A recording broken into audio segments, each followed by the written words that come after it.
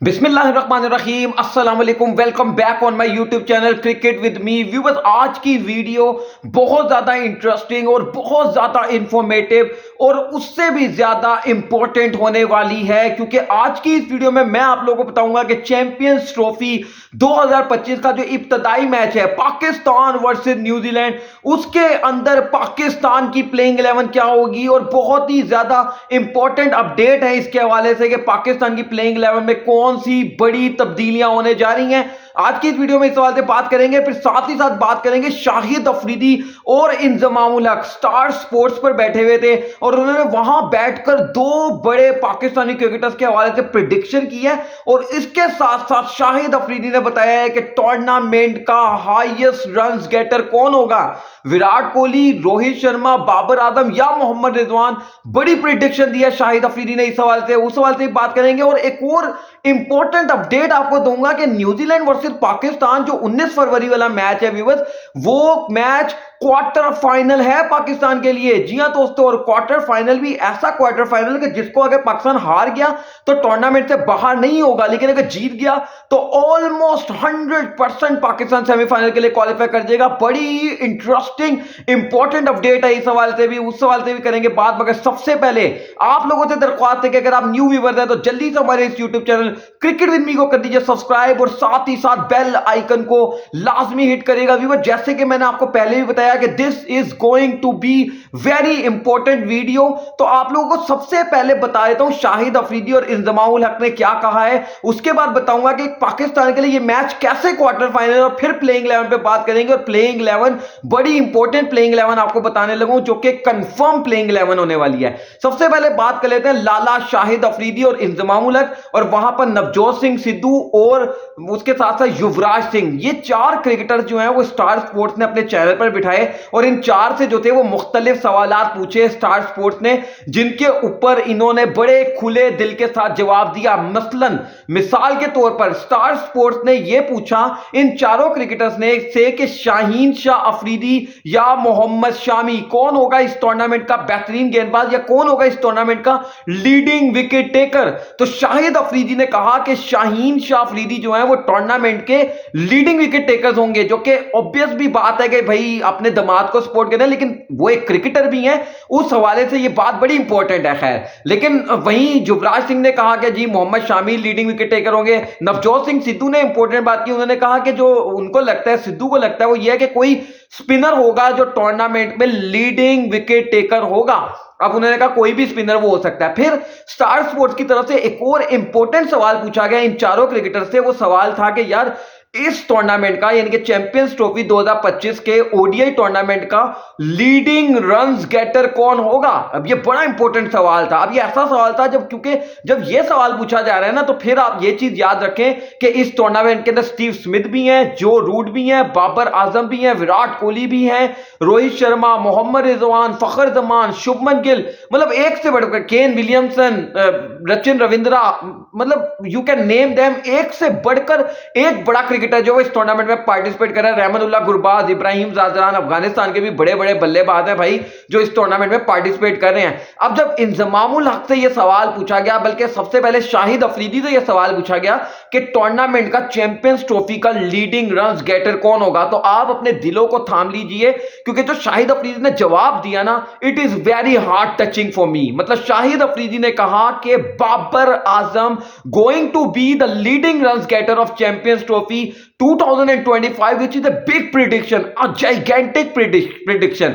ठीक है, उसके साथ इंजमामुल हक ने भी यही कहा कि बाबर आजम होंगे लीडिंग रन्स गेटर, जबकि शुभमन गिल का जवाब दिया युवराज सिंह ने कहा कि शुभमन गिल, जबकि नवजोत सिंह सिद्धू ने कहा कि रोहित शर्मा होंगे इस टूर्नामेंट के लीडिंग रन्स गेटर। लेकिन बड़ी बात है, बहुत बड़ी बात है कि शाहिद अफरीदी ने भी और इंजमामुल हक ने भी, दोनों ने नाम लिया है बाबर आजम का, कि बाबर आजम चैंपियंस ट्रॉफी ट्रॉफी 2025 के लीडिंग रन गेटर होने वाले हैं। यानी कि आप यह बात याद रखें कि विराट कोहली का नाम किसी ने भी नहीं लिया। युवराज सिंह ने शुभमन गिल का नाम लिया, जबकि नवजोत सिंह सिद्धू ने रोहित शर्मा का नाम लिया। विराट कोहली का नाम किसी ने भी नहीं लिया।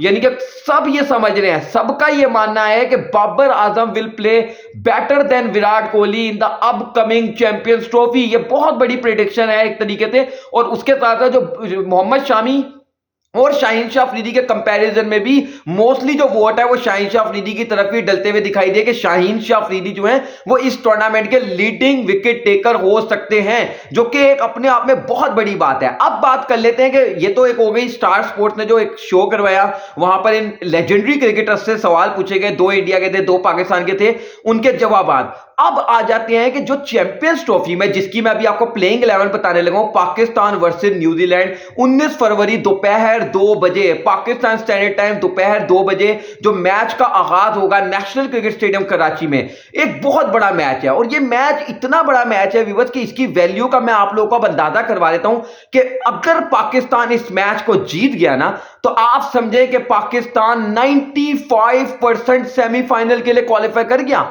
मतलब एक तरीके से ये मैच क्वार्टर फाइनल है, लेकिन वो वाला क्वार्टर फाइनल, अमूमन अगर आप क्वार्टर फाइनल हारते हैं तो आप टूर्नामेंट से आउट हो जाते हैं, लेकिन ये एक ऐसा क्वार्टर फाइनल है जिसको अगर आप हारे तो टूर्नामेंट से बाहर नहीं होगे, लेकिन अगर आप जीते तो आप ऑलमोस्ट 90% अपनी जो पोजीशन है वो सेमीफाइनल के लिए, या 95% बल्कि अपनी पोजीशन सेमीफाइनल के लिए कंफर्म कर लेंगे। वो कैसे, अब मैं वो आपको बताता हूं। देखिए, पाकिस्तान, बांग्लादेश, इंडिया और New Zealand they are in one group, और सामने वाला ग्रुप जो है, जो ग्रुप बी है, वहां पर हमें अफगानिस्तान दिखाई दे रहा है, साउथ अफ्रीका, इंग्लैंड और ऑस्ट्रेलिया। वहां सामने वाले ग्रुप के अंदर ये 4 टीमें दिखाई दे रही हैं। अब पाकिस्तान अगर तो अपना पहला मैच न्यूजीलैंड से जीत गया ना, उसके बाद जो पाकिस्तान का दूसरा मैच है दुबई के अंदर 23 तारीख को इंडिया से, अगर तो लेट्स से कि खुदा ना खास्ता वो मैच पाकिस्तान हारता भी है, तो फिर जो पाकिस्तान का 27 फरवरी को रावलपिंडी क्रिकेट स्टेडियम के अंदर ग्रुप स्टेज का जो पाकिस्तान का आखिरी मैच है वर्सेस बांग्लादेश, वो मैच भी पाकिस्तान जीतता है तो पाकिस्तान न्यूजीलैंड और बांग्लादेश से अपने अपने मैचेस को जीतकर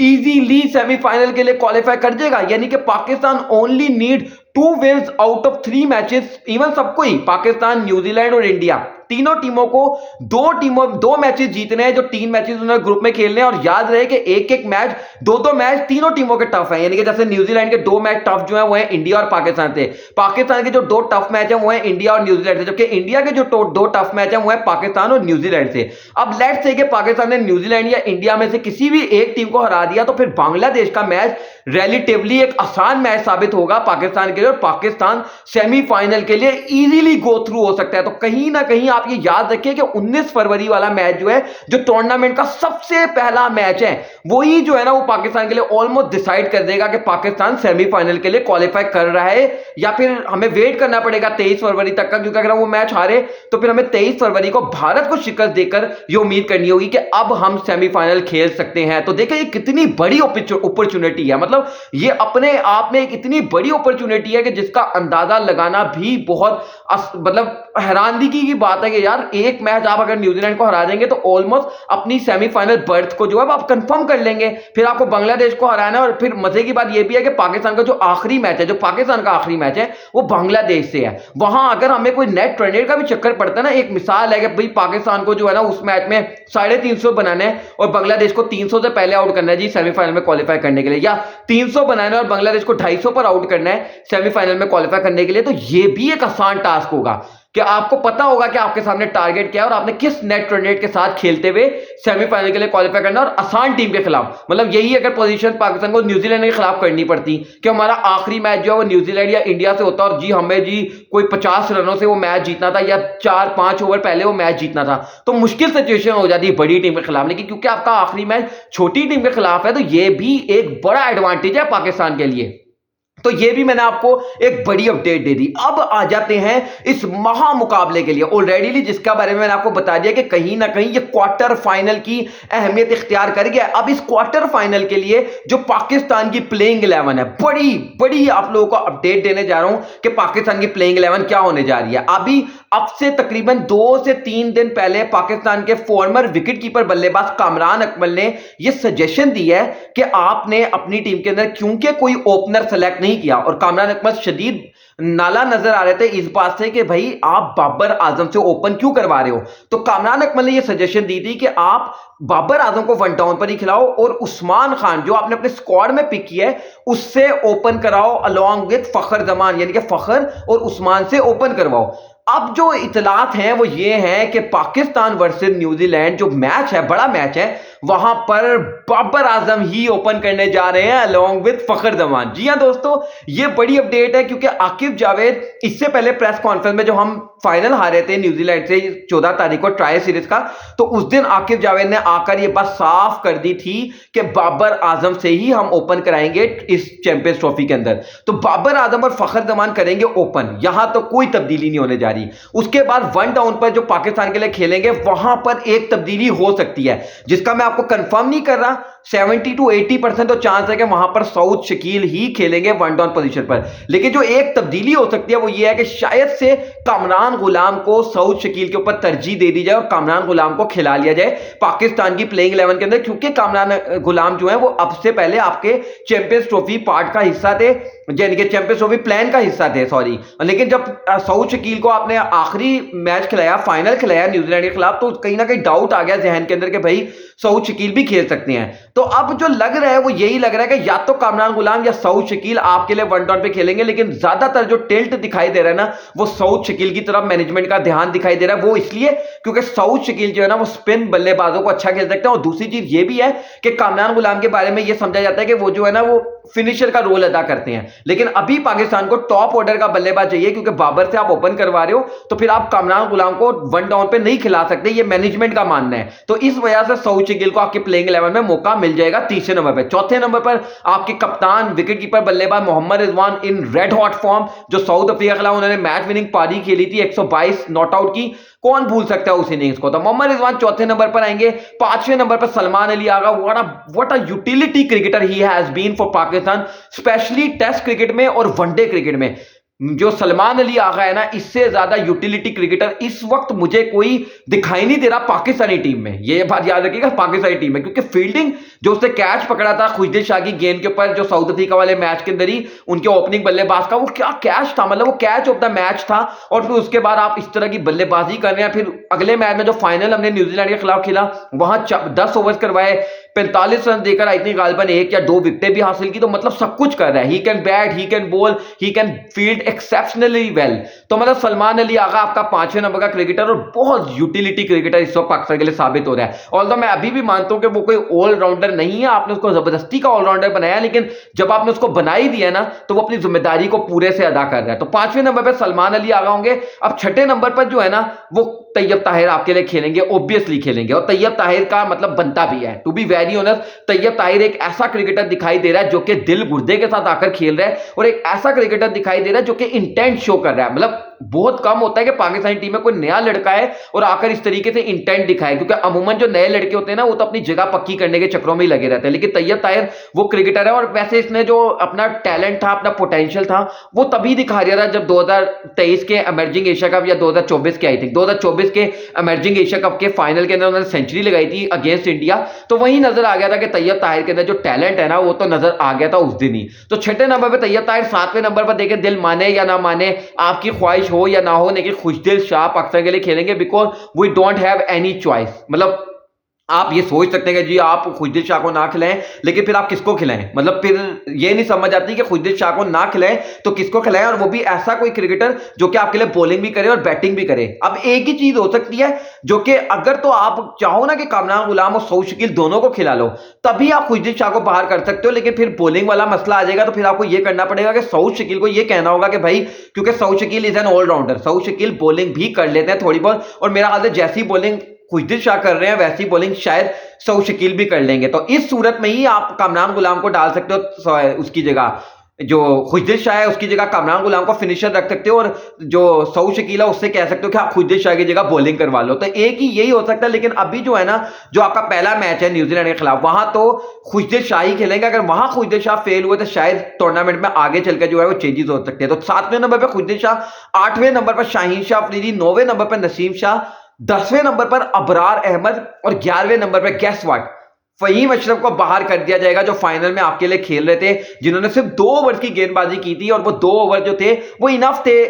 मतलब हमारे जो कप्तान है मोहम्मद रिजवान साहब के, उनको पता लग गया कि भाई ये नहीं है, ये इस वक्त तैयार नहीं है। मतलब मैं हैरान हूं कि यार आपने उससे सिर्फ 2 ही ओवर क्यों करवाए थे, अगर लड़के को आपने इंक्लूड किया ही था। उससे पहले जो आपने साउथ अफ्रीका के खिलाफ मैच खेला ट्राई सीरीज में, वहां आपने मोहम्मद हसनैन को मैदान में उतारा हारिस रऊफ की जगह और सिर्फ 6 ओवर की गेंदबाजी करवाई। अगले मैच में फाइनल के अंदर आपने फहीम अशरफ को मैदान में उतारा, सिर्फ 2 ओवर की गेंदबाजी कराई। मतलब क्या ये काफी है, मतलब दोनों के मैचेस की मिलाकर भी आपने 8 ओवर करवाए उनसे और आपने अंदाजा लगा लिया कि ये चैंपियंस ट्रॉफी के लिए तैयार नहीं है। मतलब ये ज्यादती है कहीं ना कहीं। पहले तो आपने उनको सेलेक्ट कर पाकिस्तान के साथ ज्यादती की और फिर उनको खिलाकर उनके साथ ज्यादती की कि उनको पूरे तरीके से यूटिलाइज भी नहीं किया। लेकिन बहरहाल फहीम अशरफ क्योंकि वो एक तरीके से स्टेपनी ही बनकर आए थे पाकिस्तानी टीम के अंदर, खासतौर पर वो फाइनल के अंदर, क्योंकि जब हारिस रऊफ ने फिट होना था तो ये तो गिवन था, रिटर्न ऑन द वॉल था कि जैसे ही हारिस रऊफ फिट होंगे वो पाकिस्तान की प्लेइंग 11 में छलांग मारकर आ जाएंगे।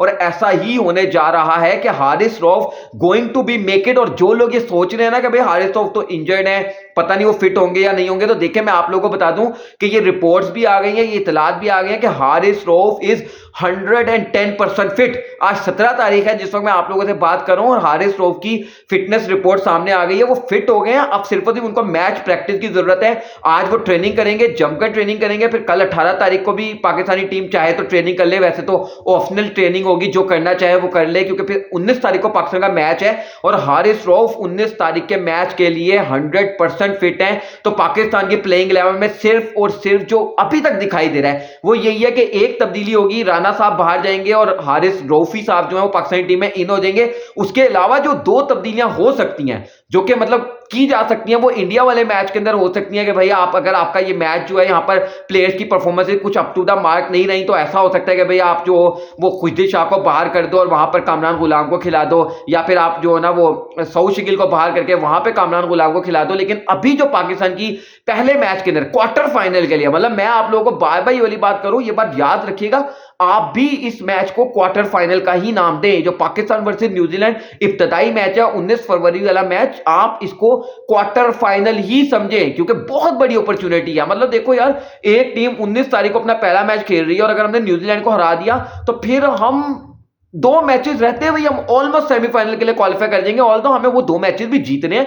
हम अगर इंडिया को भी हराएंगे, हम अगर बांग्लादेश को भी हराएंगे, तो ये तो लाजमी होना चाहिए। लेकिन खुदा ना खास्ता अगर हम इंडिया से 19-20 हो भी गए, क्योंकि राइट नाउ इंडिया की टीम बहुत अच्छी है, तो ये बात याद रखें कि अगर आप जैसे ही आप न्यूजीलैंड को पहला मैच हरा देंगे ना, तो ऑलमोस्ट आपके लिए फिर ये चीज हो जाएगी कि आप इंडिया और बांग्लादेश में से किसी एक को भी हरा दें, आपके लिए सेमीफाइनल जो है वो ऑलमोस्ट पक्का हो जाएगा। मतलब कितनी बड़ी ये अपॉर्चुनिटी है। और ये शायद एक ऐसी खबर है जो कि अभी तक आप लोगों को शायद ही किसी ने दी हो, जो कि मैं आप लोगों को दे रहा हूं। मतलब अगर आप भी सोचते अपने जहन से, या जिसने सोचा होगा तो उसको अंदाजा होगा कि भाई इतना आसान ही है, लेकिन जिसने नहीं सोचा उसको मैंने बता दिया कि पाकिस्तान के लिए सेमीफाइनल जो चैंपियंस ट्रॉफी का खेलने का बहुत सुनहरी मौका है। और देखो, एज ए पाकिस्तानी हम ये चाहेंगे कि पाकिस्तान हर हाल में सेमीफाइनल तो खेले, क्योंकि फिर जो पाकिस्तान का सेमीफाइनल होगा वो याद रखें वो कजाफी स्टेडियम लाहौर में होगा।